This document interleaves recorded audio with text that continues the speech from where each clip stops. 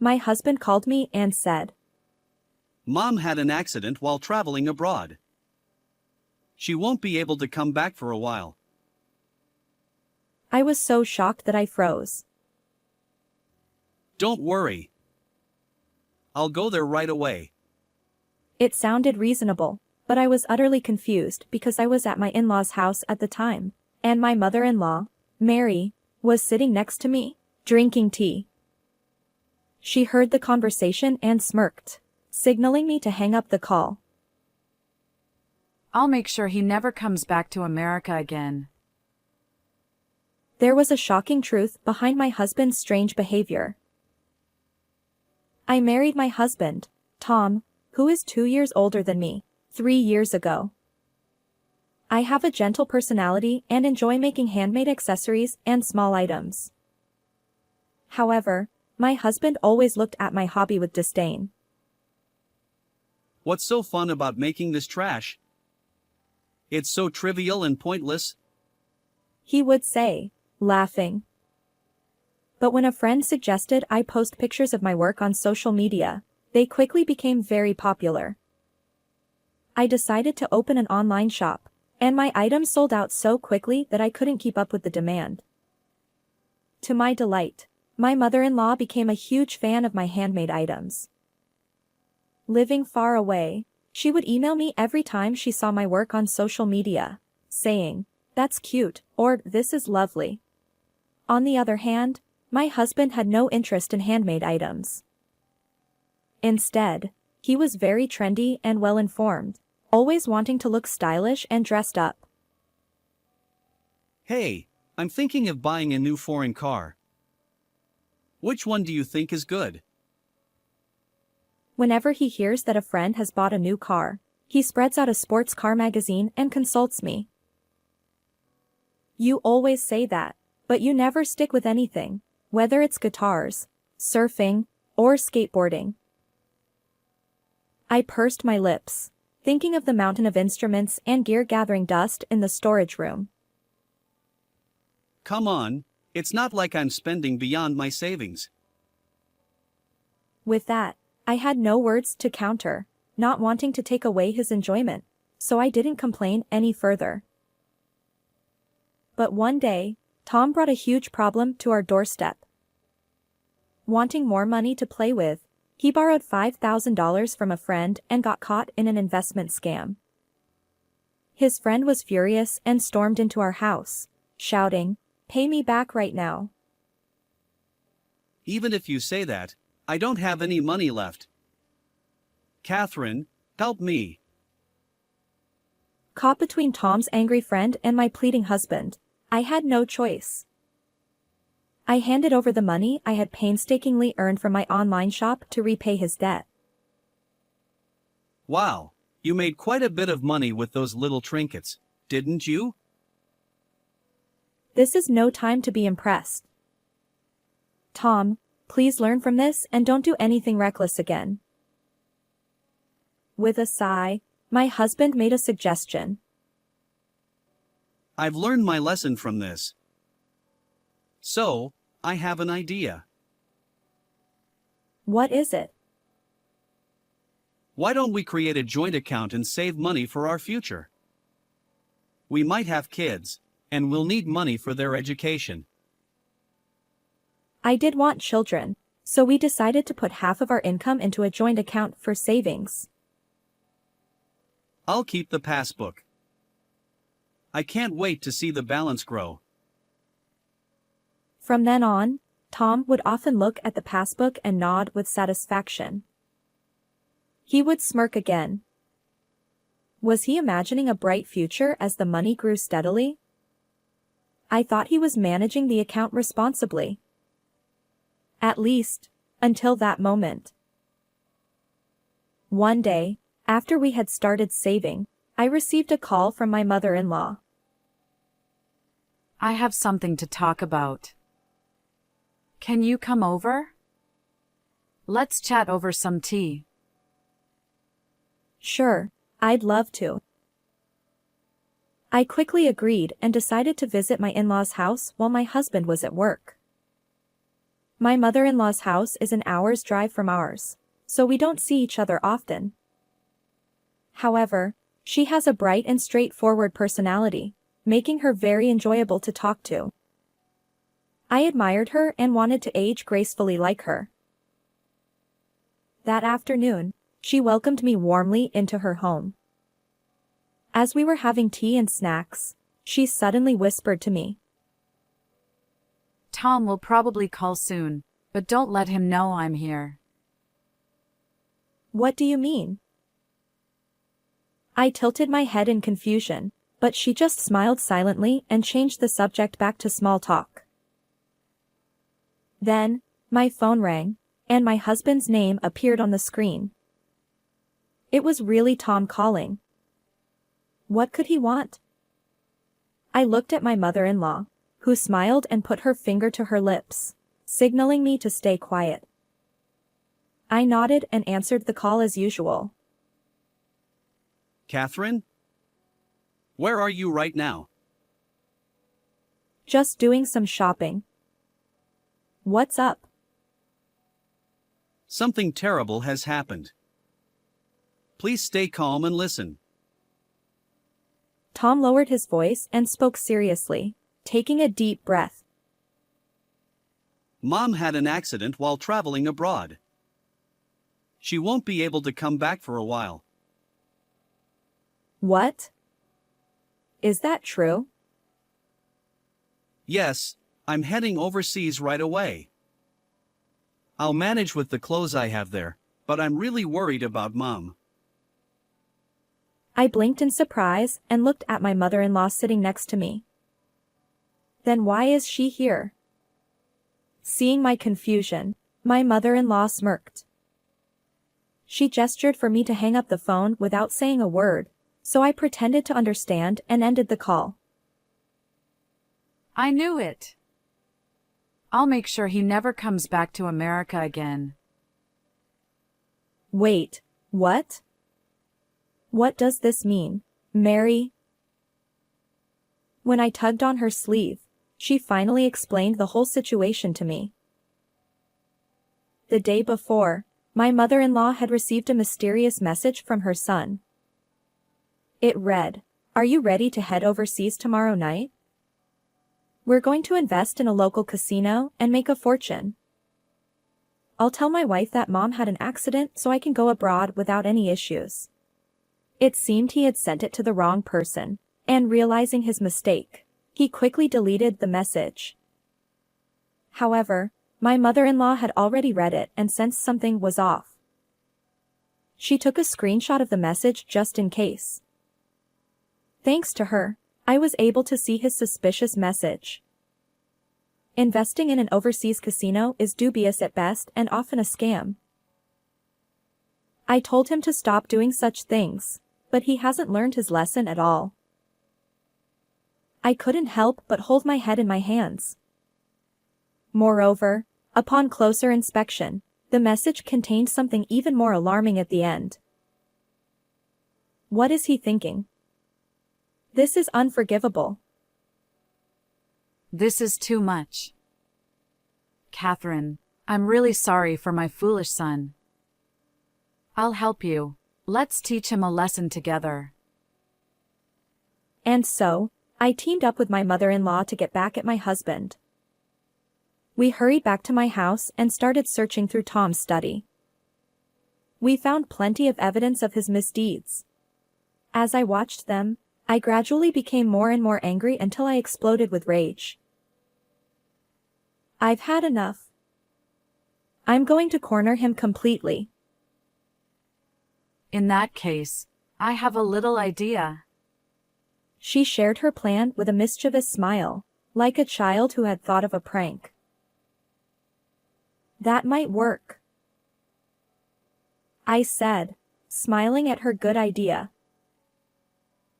I waited until my husband was overseas and then withdrew all the money from our joint account at the ATM.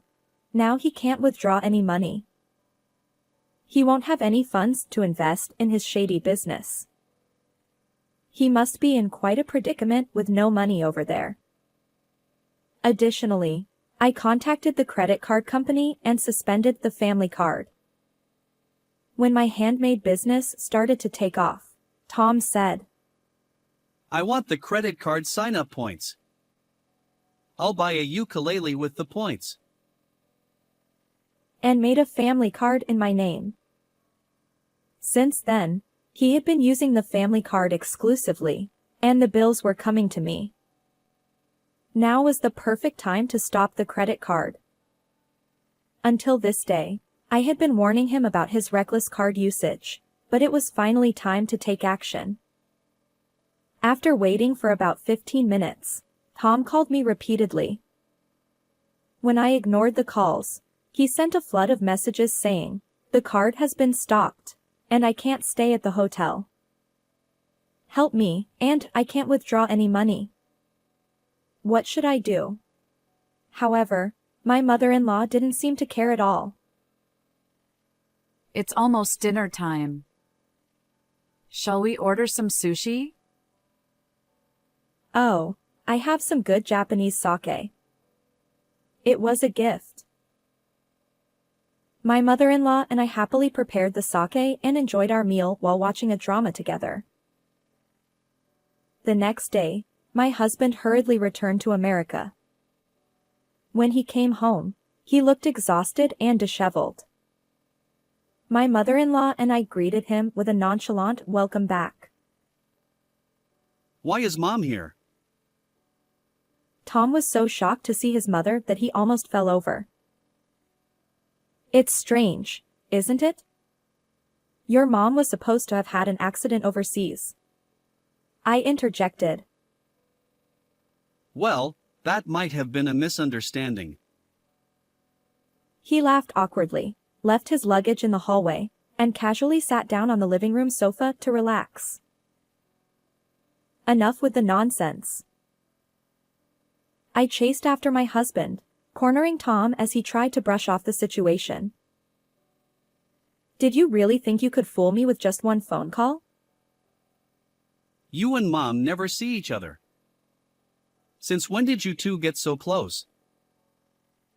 He retorted, glaring at me while clearly intimidated by my anger. Mary is my biggest supporter on social media. We email each other regularly. I know all about the message you mistakenly sent.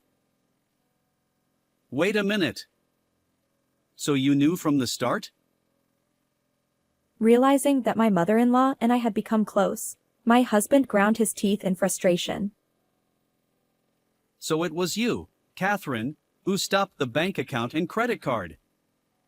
Because of you, I had to spend the night at a 24-hour fast food place. I was planning to make sure you could never return to America. I replied in a low voice. I must have looked terrifying because my husband turned pale as if he had seen a ghost.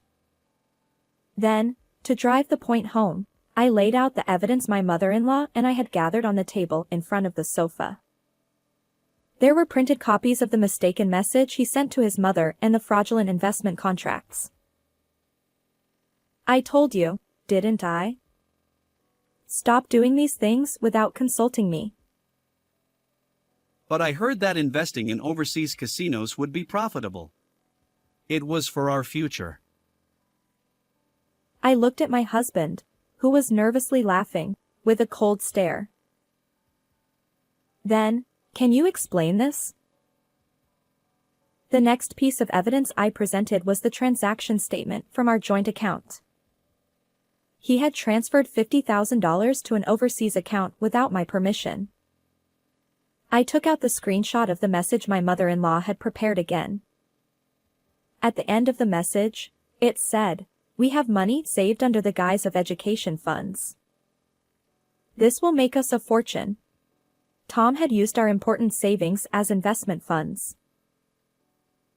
Weren't we supposed to save this money for our children? We agreed to work together for our family's future. And you used it for some shady business without telling me. This is unforgivable. Moreover, when I checked the deposit history, I found that I was the only one putting money into the account. He had been deceiving me and using the money, without contributing any of his own earnings. There are also unknown expenses on your credit card. What I pulled out next was my husband's personal credit card statement, which I found in his guitar case. Not only had he been using the family card without permission, but he had also been spending recklessly on his own card. Look at the balance. We'll never save enough for education funds at this rate. You're spending money like water. I slapped the joint account transaction history, which I had printed the night before, and thrust it under Tom's nose. What? I was expecting the profits from the investment to be deposited first thing this morning. He snatched the account documents from my hand and scrutinized the balance. The account balance hasn't increased at all. You've been scammed. It's an investment fraud. No, that can't be. They said if I transferred the money, it would come back fivefold. There's no such thing as a deal that good. Tom stared at the balance history, trembling. I was completely fed up, and any remaining affection I had for him vanished. I quietly placed the divorce papers, which I had prepared the day before, on the table. I had already signed them. I'm divorcing you. I don't need a husband who ignores my warnings and betrays his wife so easily. Wait, you can't be serious. Realizing he had fallen victim to an investment scam and was about to lose his wife, my husband began to cry. He collapsed from the sofa onto the floor. Please, don't divorce me. I was wrong, I won't do it again, I promise. No, I won't forgive you. I'm completely done with you. And I want the money you took from our joint account back. I looked down at my husband, who was curled up on the floor, with contempt. At that moment, my mother-in-law delivered the final blow. I'm cutting ties with you as well. What? Why? Of course. You used my name and pretended I had an accident overseas. You deceived dear Catherine and behaved in the most despicable way. You're no longer my son. Tom's mouth hung open as he looked back and forth between me and his mother in shock. Now, please sign these divorce papers. Can't we start over? Sweating profusely and pale-faced, my husband pleaded with me. No, we can't. I gave him a bright, final smile. Tom, if you don't sign here, you're not a man. Do you understand? In a daze, my husband, faced with my smile and my mother-in-law's stern words, signed the divorce papers while crying. I'll submit these. I collected the signed documents, quickly packed my belongings, and left the house. Feeling no regrets, I high-fived my mother-in-law. After that, I sued my husband and made him repay the money he had taken from our joint account. However, the only lenders willing to give him money were shady loan sharks, and he couldn't keep up with the repayments, leading to his bankruptcy. He lost his house and the brand new foreign car he had bought just to show off. Now, Tom is reportedly living from one internet cafe to another. On the other hand, I returned to my parents' house and continued my online shop there. My creations are still incredibly popular, selling out as soon as they're made. I'm so busy that my mother has to help me with production, which is a happy problem to have. Of course, I still keep in touch with my mother-in-law on social media, and we frequently make plans to go out for tea together. My childhood home is very comfortable, and I'm planning to use the money I've earned to give my parents a cruise dinner for their wedding anniversary. I'm also planning to give my mother-in-law a gift soon. How did you like this story? Please don't forget to subscribe to my channel. See you in the next video.